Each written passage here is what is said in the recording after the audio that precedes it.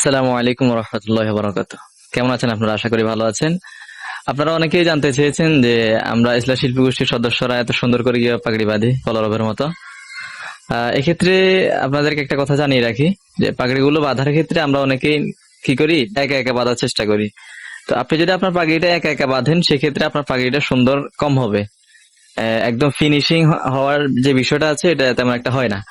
তো এই জন্য আমরা কি করি, একজনের পাগড়ি আরেকজনে বেঁধে দিই। যার কারণে যে পাগড়িটা বাঁধে সে সবগুলো সুন্দর করে দেখতে পারে, সুন্দর করে বাঁধতে পারে।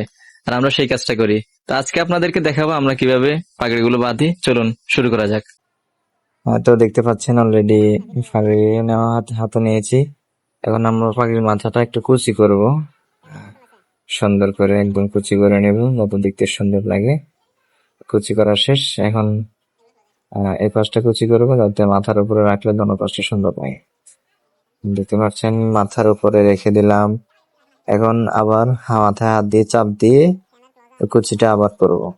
করে দেখতে পাচ্ছেন একদম একটা আঙ্গুল দিয়ে এটাকে ঘুরে দিচ্ছি কুচি করে। প্রথম যে এই প্যাচটা দিয়ে এটা আমরা একদম পাগড়ি টুপির উপরে পাশে দিই।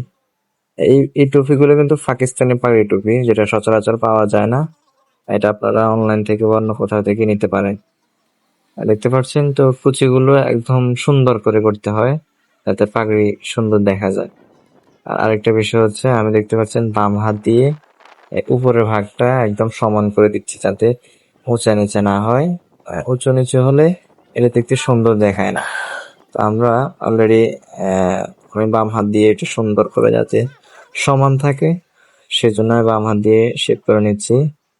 অলরেডি প্রত্যেকটা কুচি দেখতে পাচ্ছেন আমি একদম হার্ড করে বাম হাত দিয়ে আপনি চেপে ধরবেন, এরপর ডান হাত দিয়ে কুচিগুলো করে টানলে।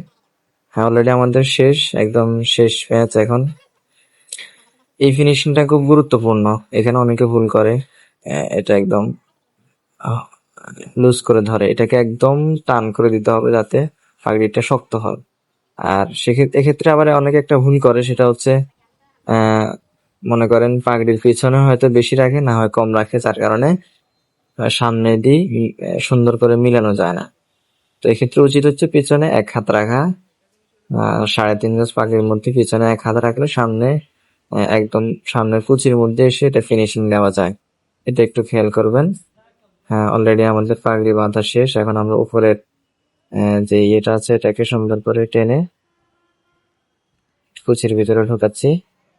হ্যাঁ, অলরেডি শেষ হয়ে গেছে।